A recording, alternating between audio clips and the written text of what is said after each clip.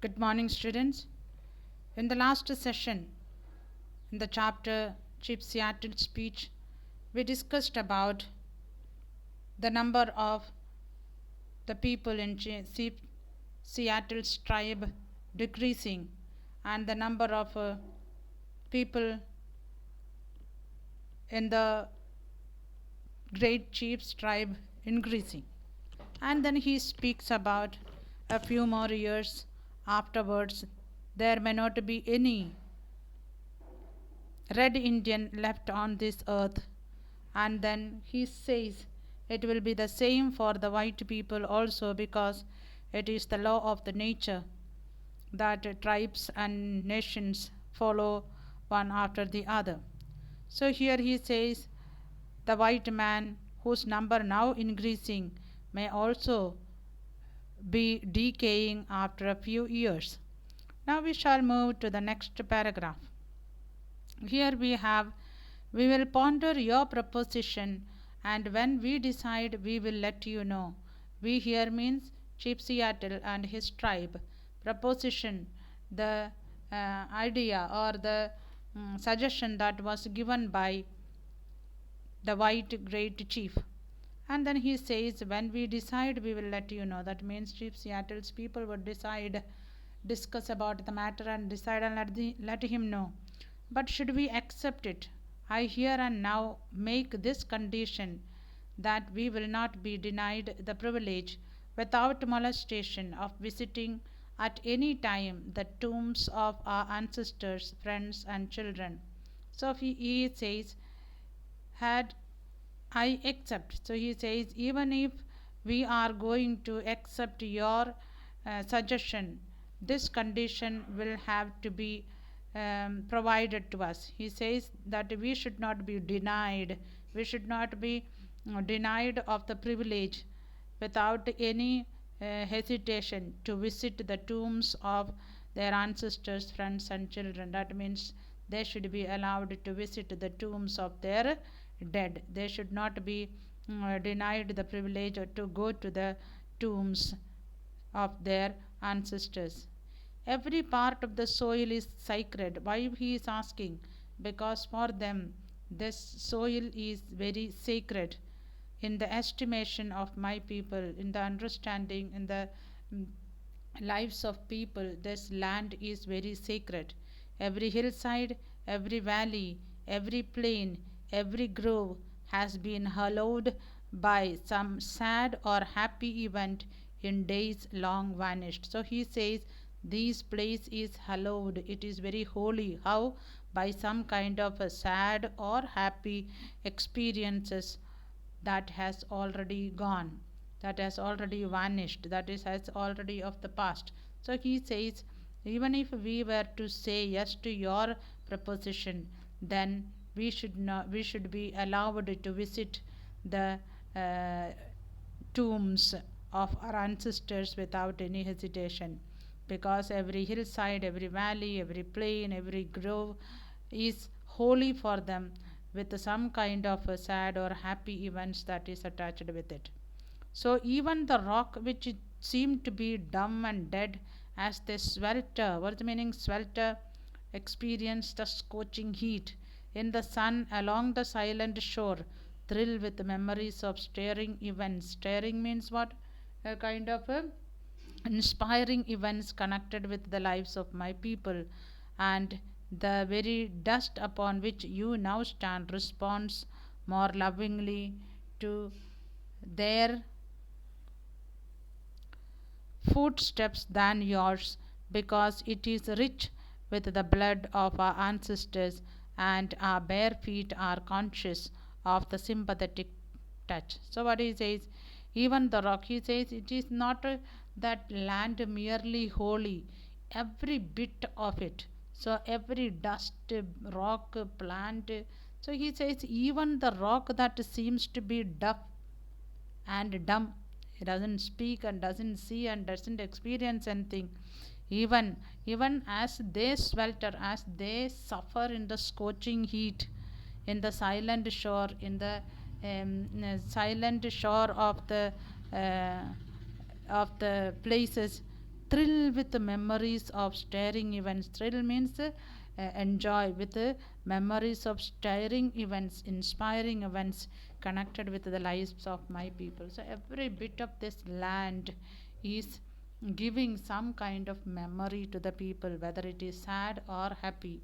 And the dust upon which you now stand responds more lovingly to their footsteps than yours. Their footstep means the footsteps of the red Indian. So it's telling the place where now you are going to stand will respond better to the red Indians than to your footsteps, because it is rich with the blood of our ancestors. Why the land will be more responding, better responding to the footsteps of the red Indians, because it is wet with the blood of the red Indian ancestors, and our bare feet are conscious of the sympathetic touch. So each time we keep a step, we are reminded of the sympathetic touch that we experience the from our ancestors. So he says in this paragraph that even if they are going to say yes to the proposition of the big chief at Washington,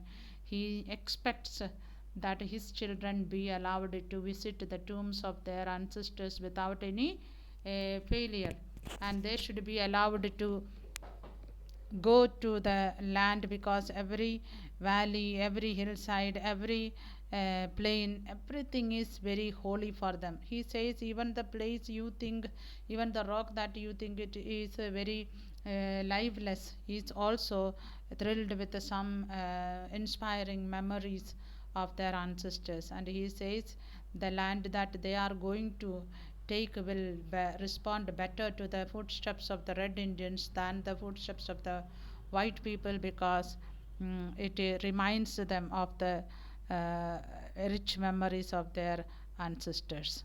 So we will see forward. Then here we have the next paragraph. Our departed braves, fond mothers, glad, happy hearted maidens, and even the little children who lived here and rejoiced here for a brief season, will love these somber solitude, and at eventide they greet shadowy returning spirits. So what he says here, look at our departed braves. Our here means the red Indians, the departed braves, the departed souls, or the dead people of the brave men, loving mothers, happy hearted maidens, and even the little children who lived here and rejoiced here for a brief season, for a short period, will love these somber solitude. What does it mean? Somber solitude, the dark solitude, dark, lonely place. And at eventide, they greet shadowy returning spirit. Eventide means the evening time, the mist visiting from the lake.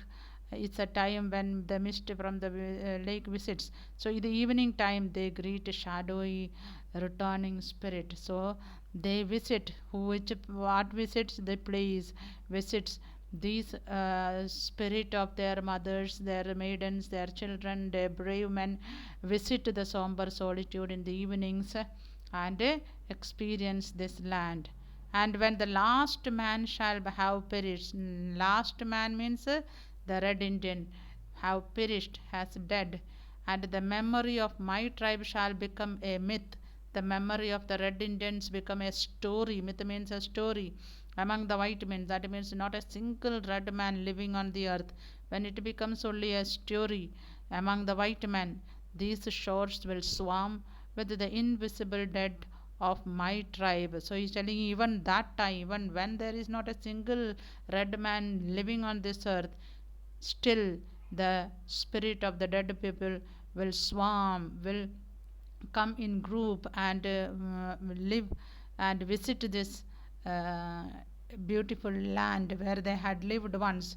When your children think themselves alone and failed, when the white man's, your children here means the white man's children's children, that means generations after generation, they feel that they place they themselves alone, when they feel lonely, in the field, the store, the shop, upon the highway, or in the silence of the pathhole woods.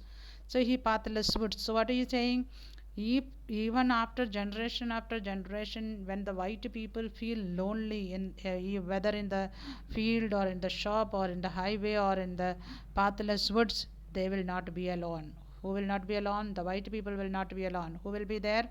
There will be the spirits of the red Indians visiting this beautiful land, in every valley, every hill, every shop, every highway, every field they will be visiting. So in that way, the red Indians will, the white man living in the red Indians land will never be alone. So it's in pathway, in all the earth there is no place dedicated to solitude. So he's saying there is no solitude place on this earth, because every place will be thronged with the spirit, the ancestors of the red Indians. At night, when the streets of your cities and villages are silent and you think them deserted, they will throng with the returning host that once filled them and still love this beautiful land. So he says, at night, in the night, when they, a white man, feel that their villages and cities are silent and there is nobody and it is deserted, it's without any people, even that time the place will not be empty, it will not be solitude, because the returning host, the dead, the spirit of their ancestors will still be filling those land, the place where they have loved and lived. The white man will never be alone. So in that way, the white man will never be alone. Let him be just and deal kindly with my people. So let the big chief at Washington deal with his people. My people here means Chief Seattle's people.